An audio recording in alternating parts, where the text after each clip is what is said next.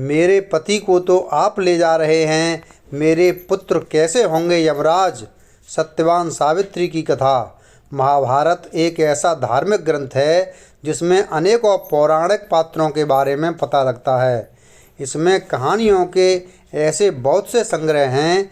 उन्हीं में से एक कहानी है सावित्री और सत्यवान की, जिनका सर्वप्रथम वर्णन महाभारत के वन पर्व में मिलता है।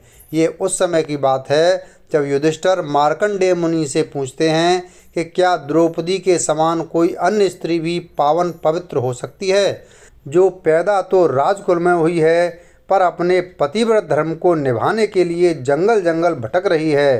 तब मुनि ने उन्हें बताया कि इससे पूर्व भी सावित्री नामक स्त्री बहुत कठिन पतिव्रता का पालन कर चुकी है। मद्र देश के अश्वपति नाम के एक बड़े ही धार्मिक राजा थे, जिनकी पुत्री का नाम सावित्री था।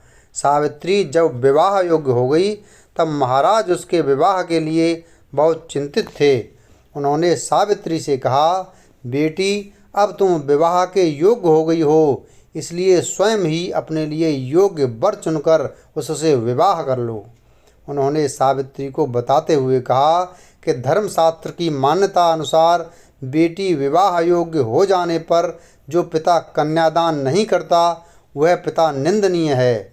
ऋतुकाल में जो स्त्री से समागम नहीं करता वह पति निंदा का पात्र है।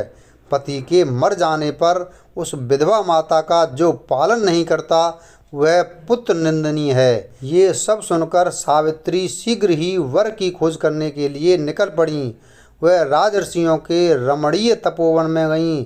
कुछ दिन तक वह वर की तलाश में घूमती रहीं। एक दिन मद्रराज अश्वपति अपनी सभा में बैठे हुए देवर्षि से बातें कर रहे थे। उसी समय समस्त मंत्रियों सहित सावित्री वापस लौटी। तब राजा की सभा में नारद जी भी उपस्थित थे।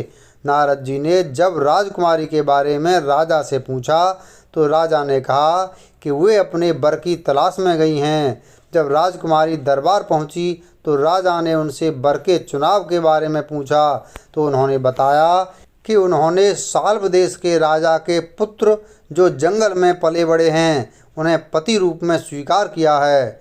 उनका नाम सत्यवान है। तब नारद मुनि बोले, राजेंद्र, ये तो बहुत खेद की बात है, क्योंकि इस वर में एक दोष है। तब राजा ने पूछा, वो क्या? तो उन्होंने कहा, जो वर सावित्री ने चुना है उसकी आयु कम है, वह सिर्फ 1 वर्ष के बाद मरने वाला है, यानी उसके बाद वह अपना देह त्याग देगा।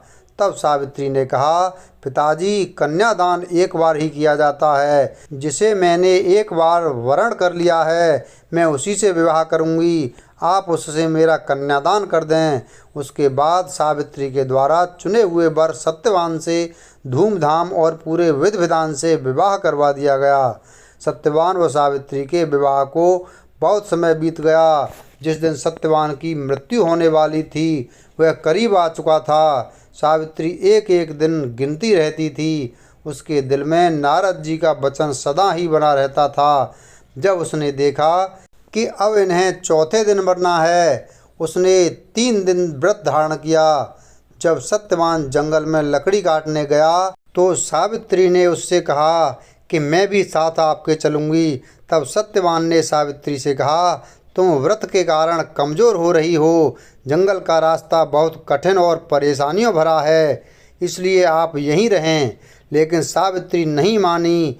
उसने जिद पकड़ ली और सत्यवान के साथ जंगल की ओर चल दी। सत्यवान जब लकड़ी काटने लगा तो अचानक उसकी तबीयत बिगड़ने लगी। वह सावित्री से बोला, मैं स्वस्थ महसूस नहीं कर रहा। सावित्री, मुझ में बैठने की भी हिम्मत नहीं रही। तब सावित्री ने सत्यवान का सिर अपनी गोद में रख लिया। फिर वह नारद जी की बात याद करके दिन व समय का विचार करने लगी। इतने में ही उसे वहाँ एक बहुत भयानक पुरुष दिखाई दिया, जिसके हाथ में पास था। वे यमराज थे। उन्होंने सावित्री से कहा, तू पतिव्रता स्त्री है, इसलिए मैं तुझसे संभाषण कर लूँगा। सावित्री ने कहा, आप कौन हैं? तब उन्होंने बताया कि मैं यमराज हूँ। इसके बाद यमराज सत्यवान के शरीर में से प्राण निकालकर उसे पास में बांधकर दक्षिण दिशा की ओर चल दिए।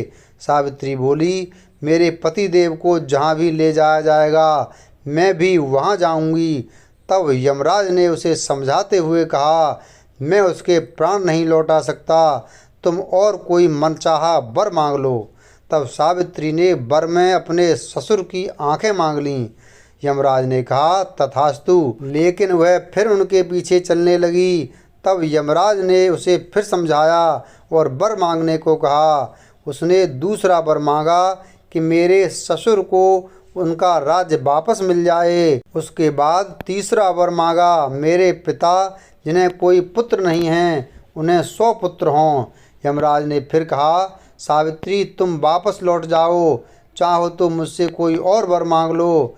तब सावित्री ने कहा, मुझे सत्यवान से 100 यशस्वी पुत्र हों। यमराज ने कहा, तथास्तु। यमराज फिर सत्यवान के प्राणों को अपने पास में जकड़े आगे बढ़ने लगे। सावित्री ने फिर भी हार नहीं मानी। तब यमराज ने कहा, तुम वापस लौट जाओ। तो सावित्री ने कहा, मैं कैसे वापस लौट जाऊं? आपने ही मुझे सत्यवान से 100 यशस्वी पुत्र उत्पन्न करने का आशीर्वाद दिया है और आप ही मेरे पति को ले जा रहे हो, तब मेरे पुत्र कैसे उत्पन्न होंगे? तब यमराज ने कहा, सावित्री, आपके पतिव्रत धर्म के आगे मैं हार गया। और यमराज ने सत्यवान को पुनः जीवित कर दिया। उसके बाद सावित्री सत्यवान के शव के पास पहुंची और थोड़ी ही देर में सत्यवान के शव में चेतना आ गई और वह जीवित हो उठे। वीडियो अगर पसंद आया हो तो वीडियो को लाइक करें, चैनल को सब्सक्राइब करें और बेल आइकन प्रेस करें। धन्यवाद।